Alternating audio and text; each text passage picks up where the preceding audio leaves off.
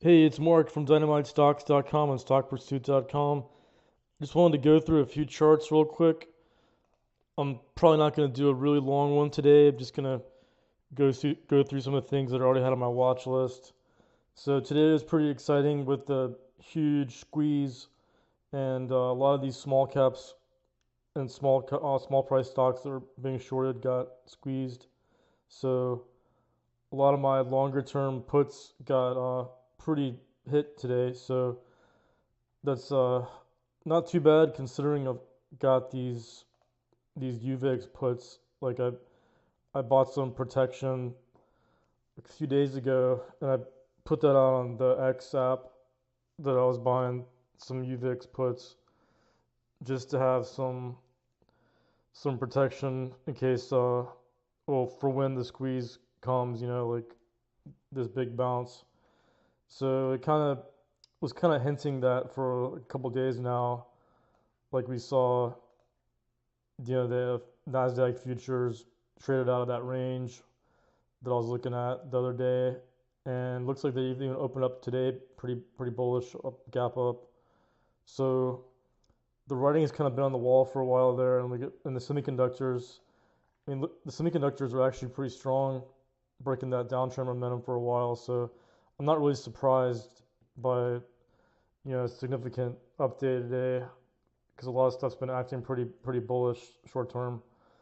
Like the semiconductors came out of that down channel and they've been in this up channel for a while. And I was saying, it's probably going to come up and test the top of that resistance. So that's going to pull the rest of the market too. And you've got, tech companies doing pretty well with their stock prices doing well, the past couple of days. So the and even the long-term bonds, had a pretty good bounce today too because I was talking about they came off of that support too. They hit this downtrend support. So what I'm looking at now is I put on some SIRI calls because SIRI, when it squeezes the last time it squeezed, it took a while. Like it it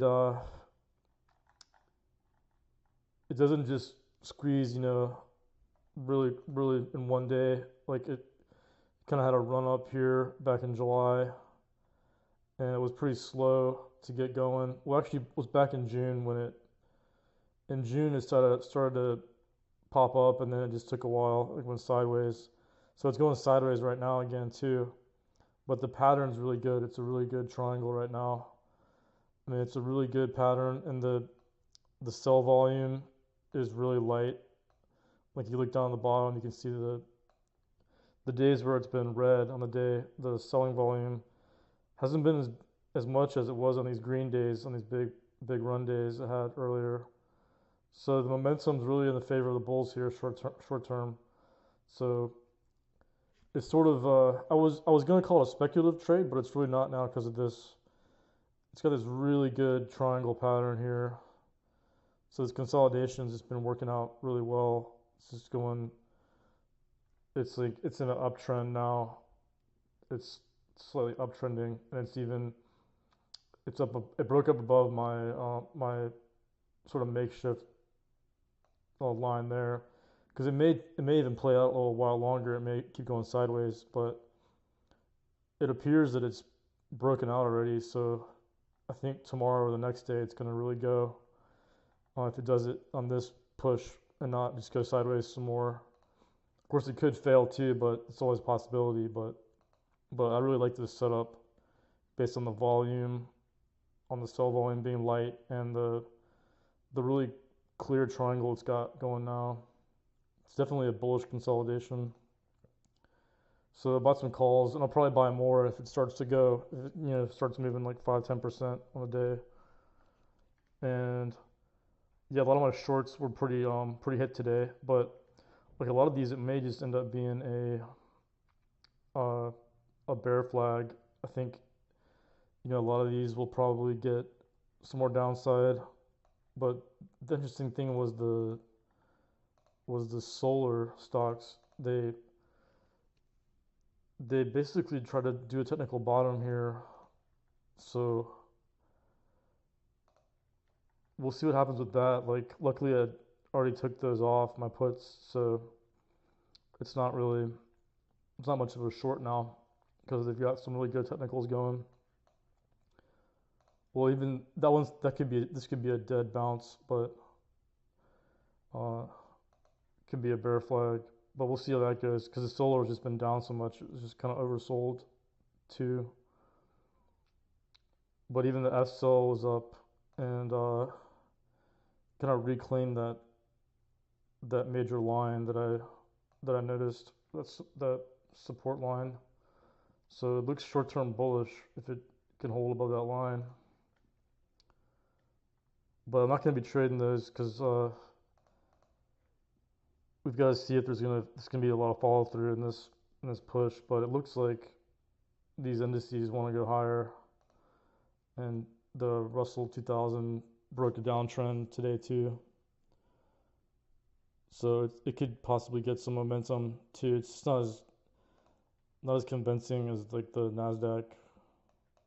And XHB did what the Russell was trying to do. It pretty convincingly broke above this downtrend channel here, and it's been the second day it's been above it. So it looks like the momentum shifted as it did. It's kind of similar to the semiconductor chart where this down channel goes and then it just starts breaking up. So I would tentatively say that's the new channel support's going to be around here. But it's going to try to do like it's going to try and do an up channel like the semiconductors. Because if it gets up to this support level there, or to that major level there, it's not as bearish as it was before. But it appears, I mean, it seems like the top's in, but we'll see. But I want to talk about this GRTS because I've been watching it run, and it pretty much went supernova now. It went from like $1 to $3, and the print today was really nice. Like it printed a shooting star, which is bearish, and it wasn't really above the upper Bollinger Band, so it's not like ideal as a supernova, but there's definitely a short setup here if it breaks below 278. So if we hit 277 area, well, let's just look at the daily to make sure. But I noticed it has liquid options, so it's got 250 strikes puts. So yeah, let's find the level. So that's the level there, right here. That's the big level. 272. Yeah, 272. So it needs to hit 271 to be a breakdown. And it's going that way right now. It's what it did with that shooting star. So it's in this down channel now, and it looks like it's gonna come and test that 272. And the lower one is 266. But I like it short here if it hits 271, 270. So I found out I was looking at the news. The only news they had on the first day it started running. It started running there on this day here, and it looks like it ran off of they just got a phase 2. Where's the news story? I'm just looking at the news story here. Excuse me. Yeah, it was. Yeah, it was awarded a contract to conduct comparative phase 2 study evaluating next gen vaccine candidate for mRNA for COVID. So it's a COVID mRNA vaccine, which I guess it's a big market, but it's not it's not like there's not other competition. It's not been. I mean, that was kind of the stocks ran on that years ago. It's not really a big. COVID news isn't really as big a deal now. So,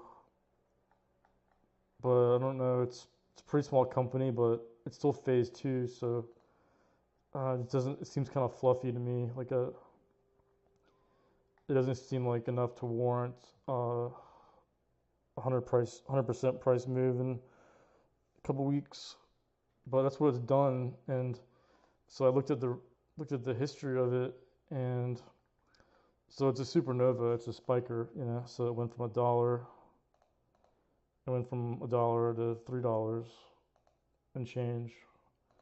And when you look at it on a long-term chart, so I'm looking at the long-term chart here, and back in August of 2022, pretty much did the same kind of chart and the same thing, even almost the percentages moves.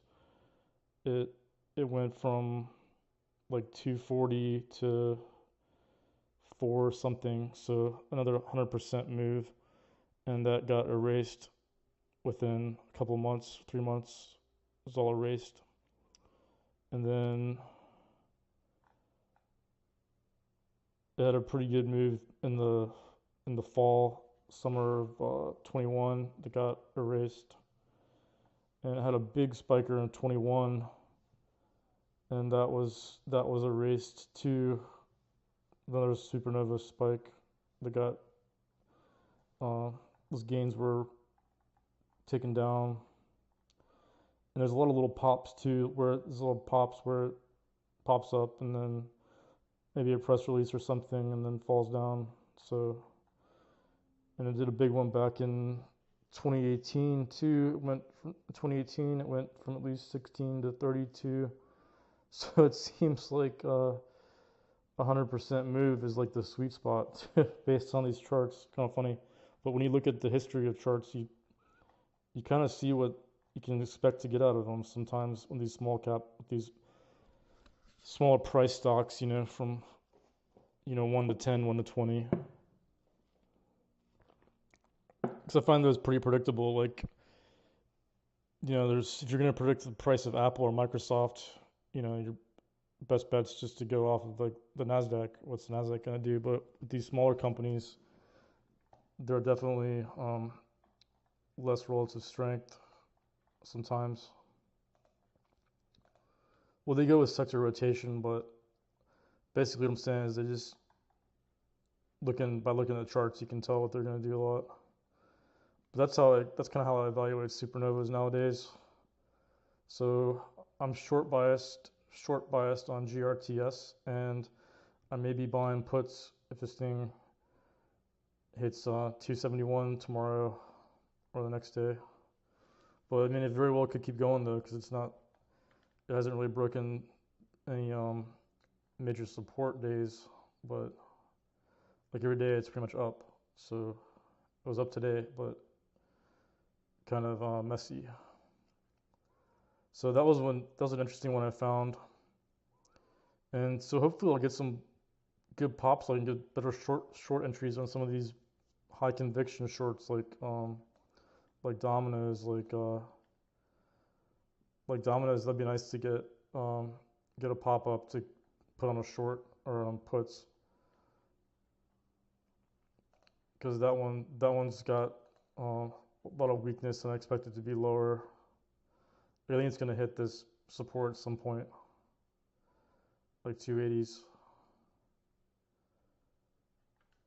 And that's about it. It's the SIRI and that one. Some of those just caught my eye, especially the SIRI, and that the GRTS is interesting.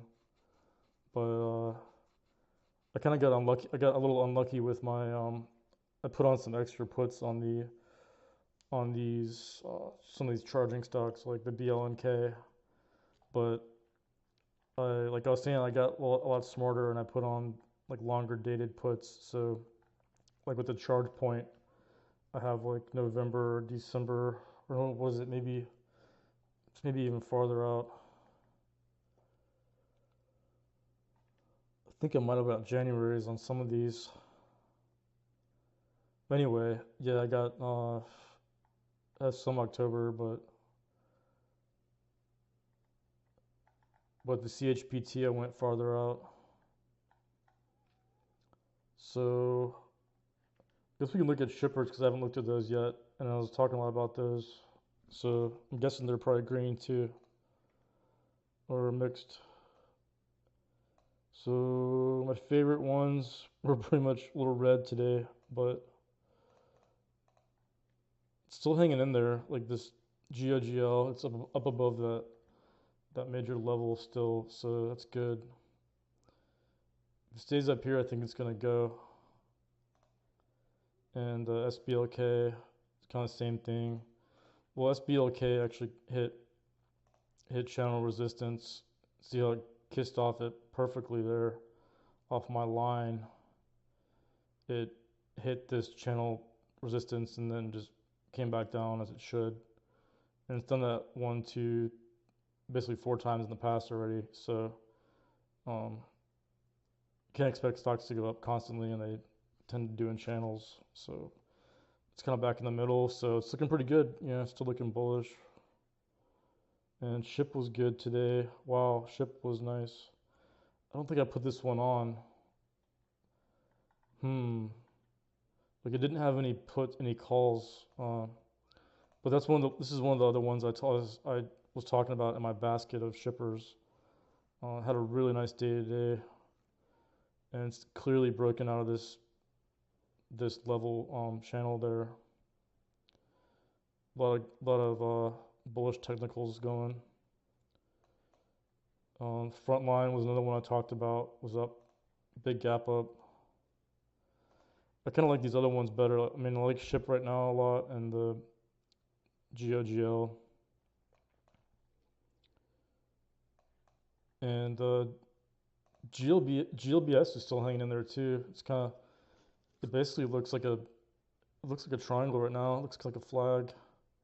We'll see what it does though, because it's already up so much. But I wouldn't be surprised if shippers keep going, that this one goes too. So it's looking pretty bullish still. It's still holding in there.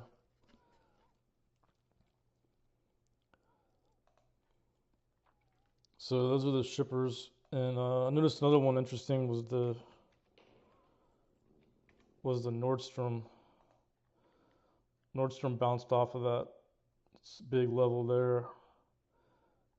So it may try to actually hold that, and because it was just so overbought. I mean, it was so oversold. You know, it went from 23 to 13 in like, a month or two. So yeah, in basically a month and a half or less. So it's gonna have some kind of bounce. So that's what it did. And my support level was pretty spot on because I drew this level weeks ago. I think I might have even drawn it back here, just because I knew based on this May level that it was gonna probably hold. So it's hard for me to flip bullish on this one right now, but sure is hanging in there. Sure looks like it wants to find a bottom there, at least short term. And some other ones I always track are the Wayfair. And Wayfair is just in a really nice descending channel. Like it's really wide, but then it's got this, looks like it's got a smaller one going now too. It's actually channeled there.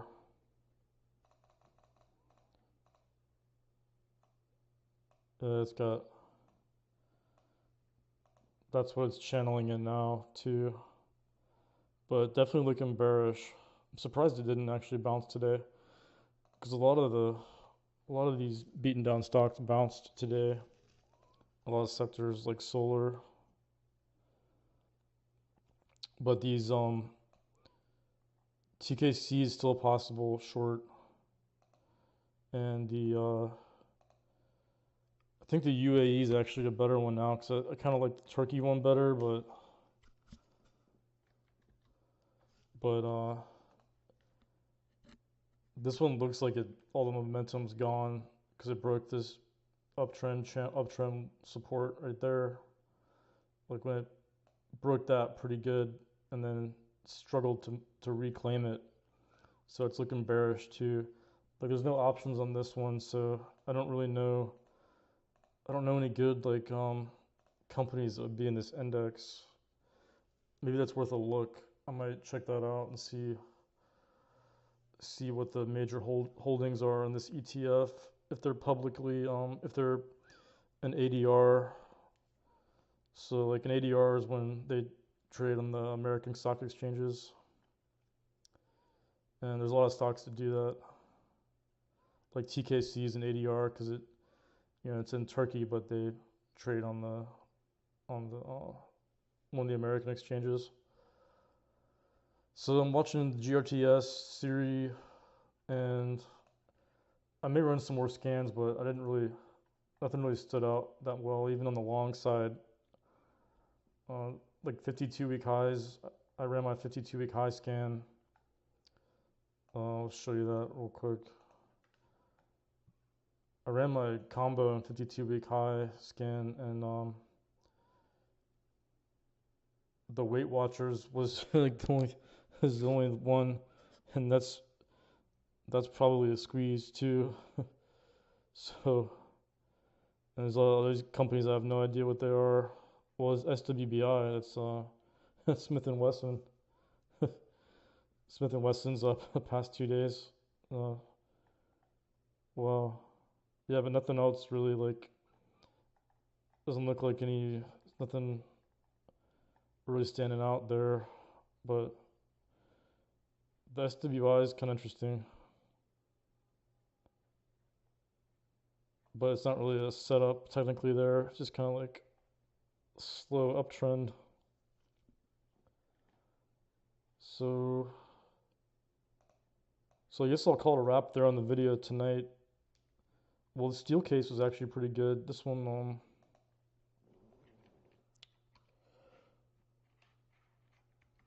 it's one of the few 52-week highs that are in my price range. Because it basically did a long triangle there. It's funny how these triangles look the same, right? Like, see how this triangle looks just like the SIRI triangle, the Sirius satellite? It's almost the identical amount of days too, I think. But that's the way they do. When you start to see these patterns, when you start seeing patterns, they all kind of look alike, which is good. So, steel case was a nice triangle breakout. I'm just gonna check out that one because there may be something going on there.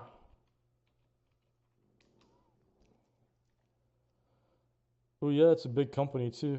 It's $1 billion company. Furniture and architectural products. Interesting. Furniture company.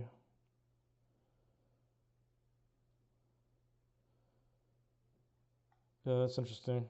Well, I remember I was talking about the XP Logistics was like a really bullish looking stock, even though supposedly, the economy could be teetering on, some of these possibly like a recession at some point, but it's just kind of it doesn't even seem like a recession. It's just like slow, but the XP Logistics was kind of caught my eye as a bullish indicator, or probably maybe a bullish leading indicator with these trucking companies. Yeah, these fundies look pretty good. Like they boosted their earnings guidance, the steel case, and you got some pretty good growth. Kind of flat revenue growth though, but it's not bad. Let's see what it's got a 3.6% dividend yield. 24 times earnings. Next year, it's even better. Maybe 20 times earnings. It's not bad. Yeah, it's kind of, I've never heard of this company. It's kind of interesting. Steel case. Ah, yeah, it's like some pretty maybe high-end furniture, but it's kind of looks pretty niche. It's like really niche furniture, because I guess it is all steel. It's steel furniture or something. So never heard of this company, but they're doing pretty well. But let's see why it was. Is it really all steel too? Looks like it's all steel. No, it's all they got wood. But it's like I guess they look like pretty specific type of designs. Like I mean, a lot of these are pretty generic, but like I don't see that much. Or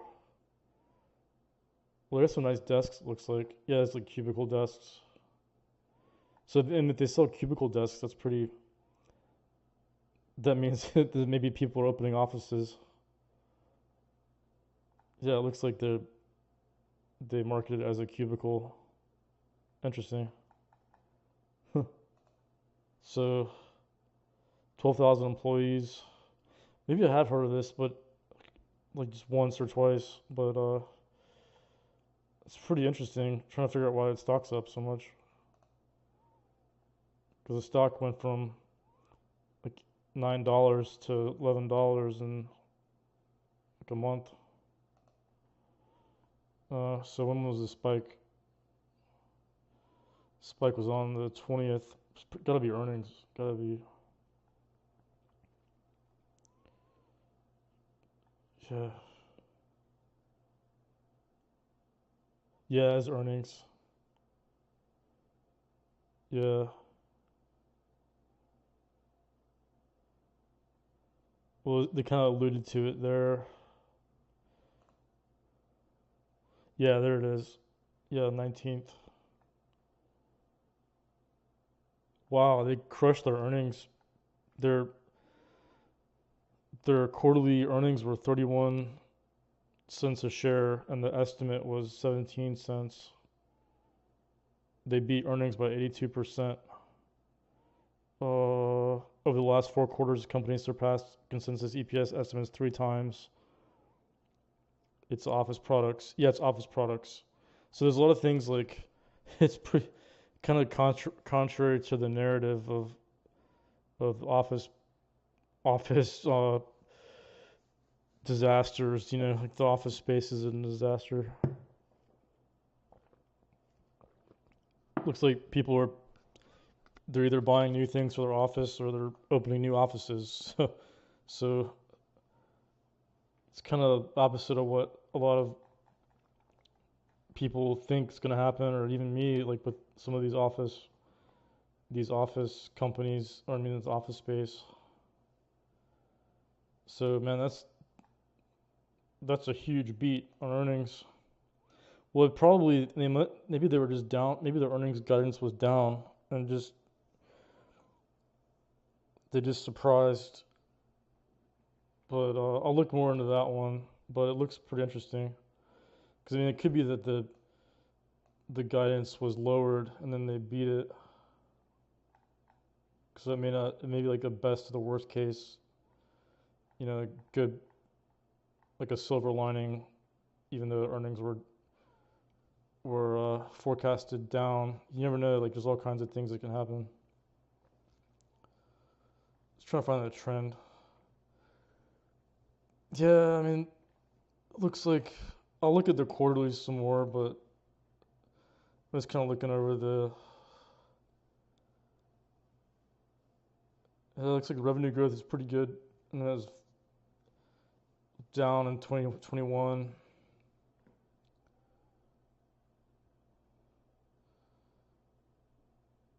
Well, their earnings were way down from 2020. Their earnings were in 2021. Earnings were 22 cents a share, and then in 2022 they were 3 cents a share, and now it's back up to 30. And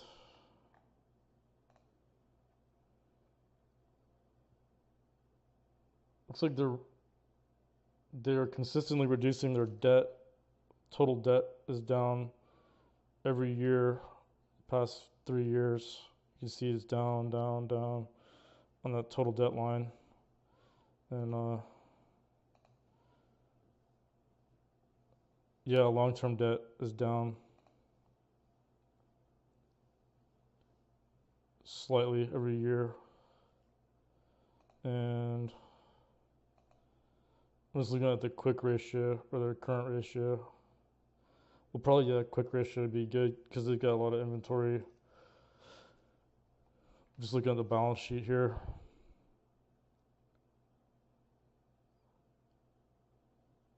Yeah, their balance sheet looks pretty good.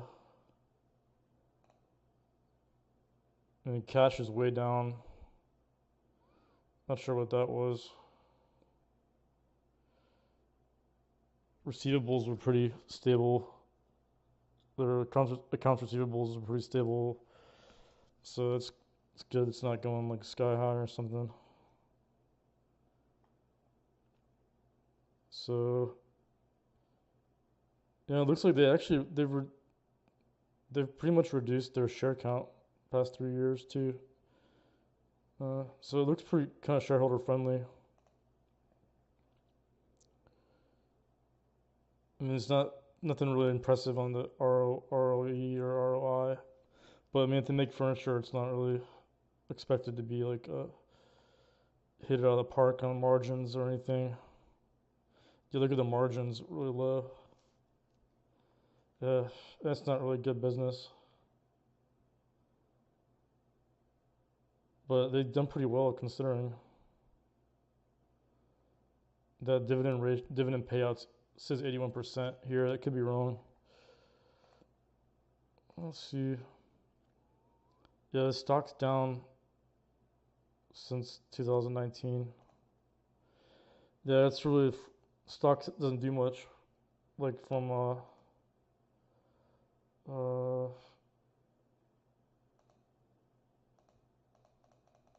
this is the chart back to 1997 or 1998, and its stock's pretty much flat. But I'm not sure if this is a log chart, what kind of chart it is, or it looks like they pay dividends too, so it's probably not dividend adjusted. I don't know how they do these, but either way, it's not really super impressive since the past 10 years.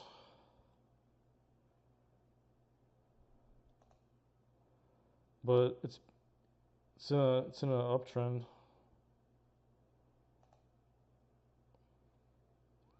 So yeah, nothing really exciting there, but could be a trade. Could be a trade on a breakout. So I like that one as a breakout actually, because it could be squeezing.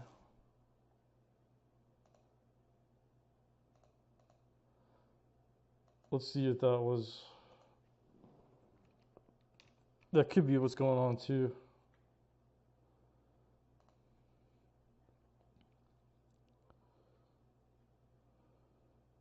Nah, it's not really shorted. Well, I guess they just had a good quarter. But and you see it's got that nice base. It's got that base I like nowadays. Like it did it's a really long base there. And the earnings are what pushed it over.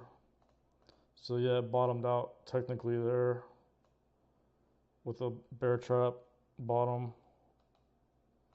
and then sideways channel for like a year, and then pop. So we got a lot of resistance here. It's gonna deal with.